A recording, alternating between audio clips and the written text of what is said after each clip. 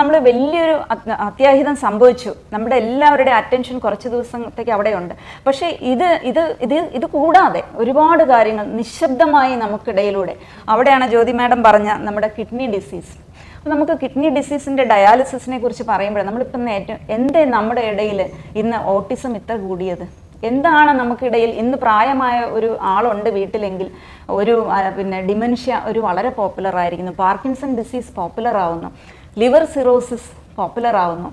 അപ്പോൾ എന്താണ് ഇത് സംഭവിക്കുന്നത്?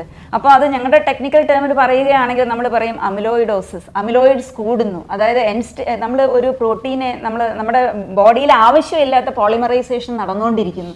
അതെന്താണ്? അപ്പോൾ അതിനുള്ള പങ്ക് അവിടെയാണ് നമ്മൾ ശരിക്കും പറഞ്ഞു കഴിഞ്ഞാൽ പബ്ലിക് ഹെൽത്ത്. പക്ഷേ ഇപ്പോൾ ഈ പബ്ലിക് ഹെൽത്തിലോട്ട് പോകുമ്പോൾ ഇതൊന്നുമല്ല, നമ്മുടെ വൈറൽ ബോൺ ഡിസീസസ് നമ്മൾ എന്തുമാത്രമാണ്. അപ്പോൾ നമുക്ക് ബ്രീഡിംഗ് ഗ്രൗണ്ട് നമ്മൾ ഉണ്ടാക്കി കൊടുക്കുന്നുണ്ട്. ഇതല്ലാതെ